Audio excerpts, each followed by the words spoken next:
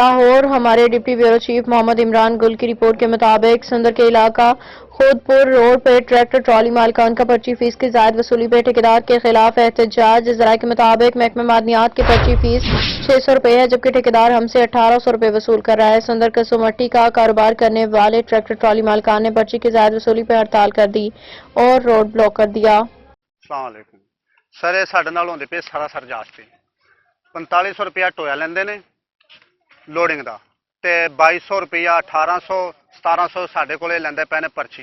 जो स्टूल के मुताबिक हैगी पर्ची इन्हां दी बनदी है 600 रुपया। आ गौरमेंट का साडे कोल खालसी लैटर भी हैगा ते उनका स्टूल भी सारा लिखिया होया है। इस मुताबिक असीं पर्ची देण नूं तैयार हाँ।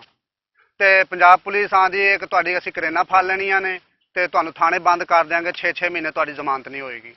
ठीक है, साडे नाल कुछ किया जाए, साडे नाल बहुत ज़्यादा जास्ती हो रही है ते शूरी पावा है ये साडे नाल जास्ती करदा पिया है।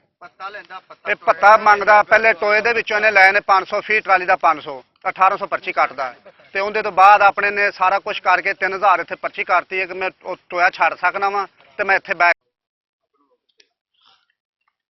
जी सर, ये हम महकमा मादनियात की तरफ से मैं एज ए मुंशी तौर पे बात कर रहा हूँ।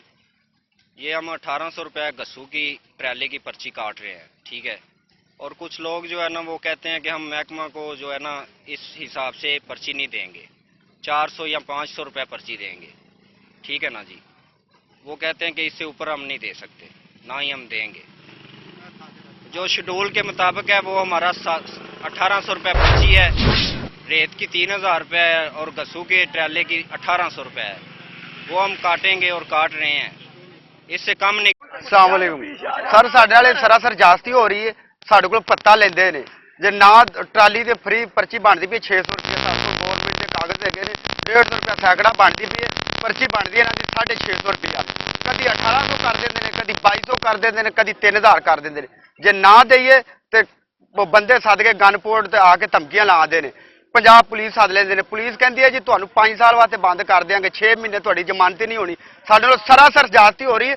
असीं हुकूमत का टैक्स पे करने वास्ते तैयार हाँ, जो गौरमेंट का टैक्स बनता है असीं देण नूं तैयार है। साडे कोल सरासर जाति नाल पत्ता लेंदे ने, असीं गौरमेंट तो नहीं भजदे। जो गौरमेंट का स्टूल है असीं उहदे मुताबिक पर्ची कटाउण नूं तैयार हाँ। सुंदर थाना सानूं लगदा।